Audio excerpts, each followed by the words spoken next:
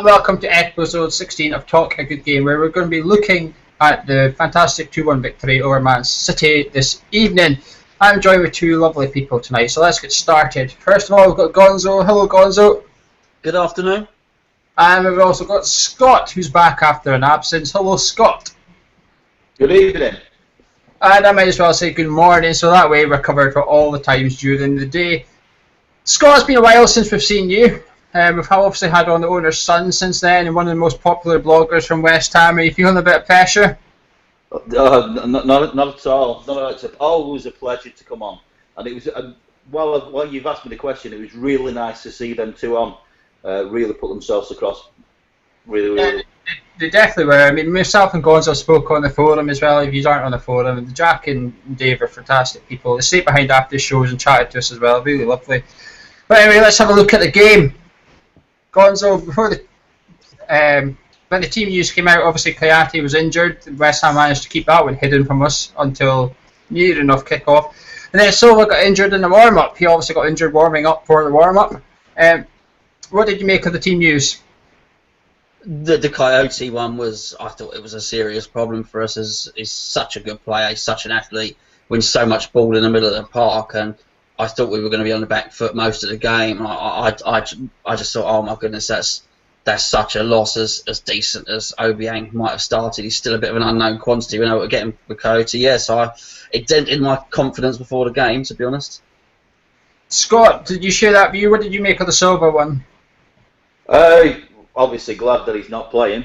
I think that helps us out a little bit. But I can't remember if it was on Twitter or the forum that I was speaking about it. And I'm confident now that we've got the personnel in place to be able to change formations and to be able to work and for players to be able to slip into different positions and to do a job.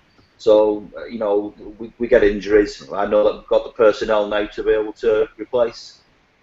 Yeah, it was definitely a shock. I don't think anyone knew the Coyote thing was coming. Even on the forum, after it was on the forum, there's people saying, nah, it's just rumours, don't believe it. We'll talk about Obiang later. He's one of the three players we're going to discuss later on in this show towards the end. Quick start though for West Ham. We took the goal quite quick. Moses with quite a long manger. I think if it was an inch and a half either side, I think Hart would have saved it, or would have maybe went wide the other way. I think he only had that precise pocket of space to put the ball in, and what a goal it was. Not long after that though, Adrian came absolutely flying out his goal and got rounded by Aguero, who uncharacteristically rushed it and put it well wide. Gonzo, were you a bit worried about Adrian? Because obviously he missed 3 games. Were you thinking he was maybe a bit rusty at that? I know obviously he had a fantastic game afterwards, but at that point in time, were you thinking, oh no? I was thinking, oh no, through the whole game. I was worried about Adrian. I was worried about everyone. I'm a West Ham fan. I've been worrying for years. We went 1-0 up. I went, oh no, this is bad. We went 2-0 up. I thought, this can't be happening. I couldn't even dare celebrate. It was, I just expect him to score all the time. It was a long match. It sure was. Scott De Bruyne, he's just a different class, isn't he? Even before his goal, he was just oozing quality left, right and centre. He was everywhere. I think our team struggled to keep a hold of him because he was appearing behind Creswell and he was appearing behind Jenkinson, and obviously scored in the middle of the game, of the pitch. Scott, what's your opinion on the £55 million man? He's got a fair engine in him. He's not a prima donna by any stretch of the imagination. Like you say, he covered every inch of that pitch, and he was really trying to make openings. He didn't hide anywhere. You know, the game wasn't going their way. He didn't go and try and hide. He just kept trying to bring it onto us. Very impressed by him. He scared the life out of me. I watch a wee bit of Bundesliga, and I really liked how he played last season. I thought he'd cope over here, but I didn't see how he would fit into the City side, because Pellegrini likes to play wide with 2 wingers, if you like. But he was a different class today. Gonzo, for Sakho's goal, Sky Sports, do you think they were almost wanting us not to have that goal? They were looking to see if Sakho was offside, then they were looking to see if it was meant to be a corner, then they were looking to see if Obiang was offside for the header for Reed. Does that just sum up Sky Sports' attitude towards West Ham for you? I think it's everyone's attitude. I mean, I'm glad you've asked the question. Robbie Savage, Alan Shearer, all of those guys, let's be honest, they were all really, really disappointed that we got rid of Allardyce. I think they actually want us to fail. And I really do, because they're actually starting to look a bit silly, the whole be careful what you wish for brigade. And actually now it's looking like, do you know what, the owners have been vindicated. We've got a new manager. We've got a better manager. Yeah, of course, I think they wanted us to get trounced because they want to say they don't want this to work. But, you know, it's starting to become a bit of a trend now, isn't it? Yeah, and because you're not on social media, Gonzo, I will read this out. Alan Shearer has tweeted, I can't, a bit about West Ham, and he said, I can't believe they didn't get rid of Sam sooner, followed by laughing emotions. So maybe he's starting to listen a wee bit. Oh, did he honestly tweet that, did he? Yeah. Bit of irony there, a bit of irony. Scott, first team to win at City, Arsenal and Liverpool in 10 years. How good is this West Ham side? How far do you think we can go with Bilic at the helm? I think potentially. I think we could be a top 7 side, but not now. This is good what's happening now. But this is foundation stuff. I said it. You asked me a question the other week about the owners, and I was saying how well things have been put together financially, and that's a part of the foundation. We've got a new manager in who's building, who's pulling things together, and although it's brilliant that we're getting these results, I just see it as the foundation. But things are going to start to be starting to put blocks on blocks on blocks on, and we're building something. So I think easily we could be a top 7, top 6 side. Brilliant. Gonzo, I'm going to get your view on that in a minute. Betway have actually gone 80-1 for us to win at Old Trafford and Stamford Bridge this season and do the whole 5. So 80-1 for that. If you do want that offer, just sign up via Hammer's Chat and go to the Betway site. If you need any help, just give us a message on Twitter and we'll do our best. Now we're going to look at, I've got 4 players here we're going to look at individually. Gonzo, I'll start with you. Obiang, he replaced, I think, your favourite player actually, Kouyaté. I think he's probably your favourite player. What did you make of Obiang's performance?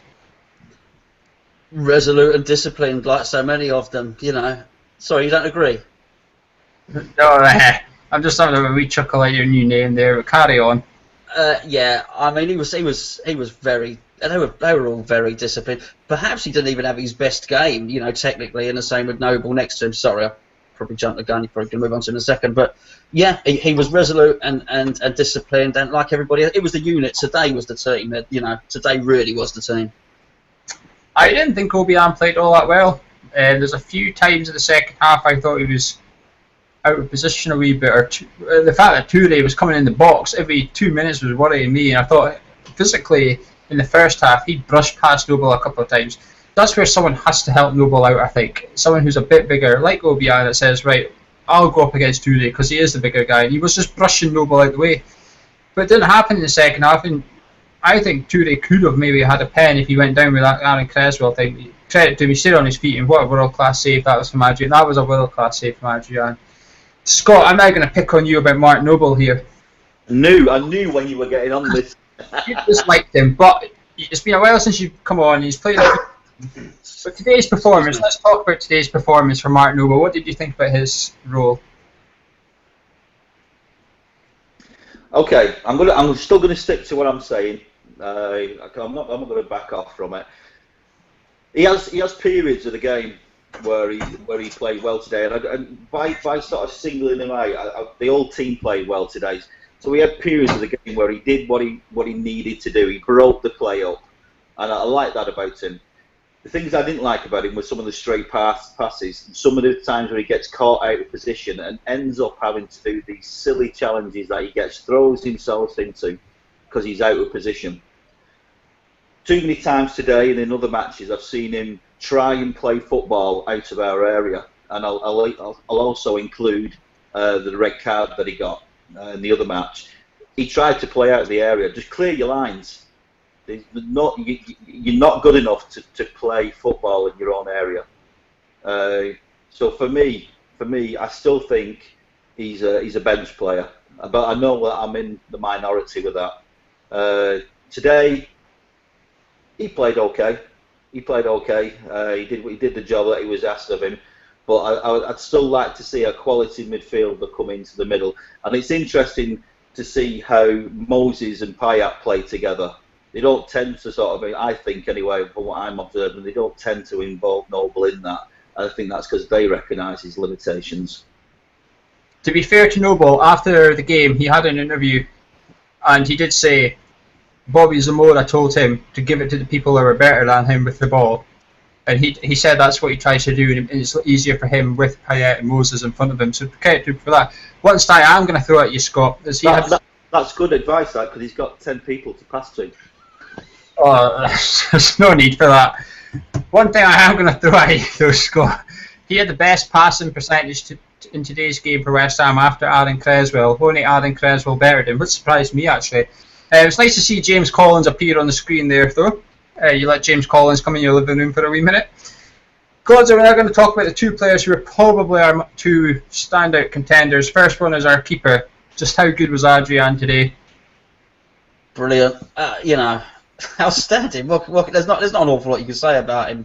It was he saved the day on so many occasions. I wish I'd had him in my fantasy football team, to be perfectly honest with you, this week. But yeah, there was a little bit of debate whether he should be brought back or not. And I don't want to say anything bad about Randolph, who did nothing wrong at all. But would he have produced as many sort of match-winning saves as Adrian did today? Possibly not. I don't think there are too many keepers that would, to be honest with you. I don't think he had that many match-winning saves, in all honesty. I think he had the one at the first half. I mean, I think the header was straight at him. I think he made that look a lot better than it was.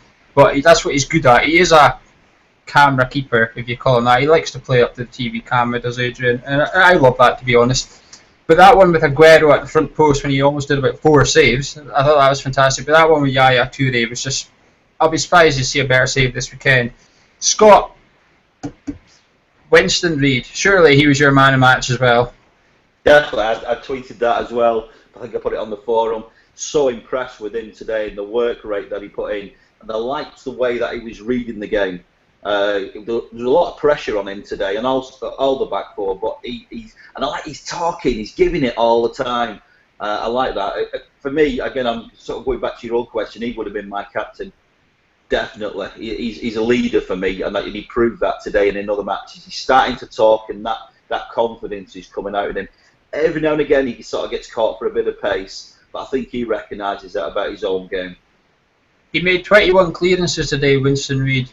You're not going to see that very often. I think if you told someone watching West Ham and Man City for the first time that there was 30 million plus defenders on the pitch, I think anyone would have picked Winston Reid as one of them, in all fairness. Gonzo, Mark Noble dragged Carl Jenkins into his feet. Is that something you like to see, though? That sort of leadership quality, pulling him up and saying, get on with it. Yeah, I agree as well. I love that about him, and telling him to get up off his fucking arse and move it. Listen, he was, but what I would say, I've been critical of Jenkinson. Jenkinson was out on his feet. I said he wasn't fit because of the under-21 tournament. He wasn't fit. He was struggling towards the ends. But I tell you what, there was a point when he out-sprinted Sterling, and he outdid him for pace. He's a quick runner, and again, he played his part today. They all played their part. Definitely, I think. They went out there today as 11 teammates and they came back in the change room as 11 heroes. One thing I will add before we jog on and leave you is I think Slaven Bilic has almost got every team lined up bang on, apart from the 2 losses at home. But every time he's had to make a change or he's done one, even though it wasn't forced, I think he's got it bang on. And even his subs at times raise a lot of eyebrows, like Jelavic coming on. I think everybody was like, what are you doing? Why are you bringing on Jelavic? But although he didn't do anything well, but there was one instance at the very end of the game, Sacco lost it in the corner, and Jelavic literally sprinted from their 18-yarder all the way back to ours and headed it. I was like, so amazed by that. But what a fantastic team we've got. Anyway, us lot will be back tomorrow night as we look ahead at the Leicester City game from Travel Time in the Cup, and we will get the views of the members as to whether we should be concentrating on the league or we should be concentrating on the Cup. Also remember, and do subscribe to our videos and get them straight to your inbox. But thank you very much for joining us. Scott, thank you very much. Thank you. Thanks for having me. And Gonzo, I will be seeing you tomorrow night, no doubt. Thank you. Enjoy the rest of your day. Thank you very much, and good night.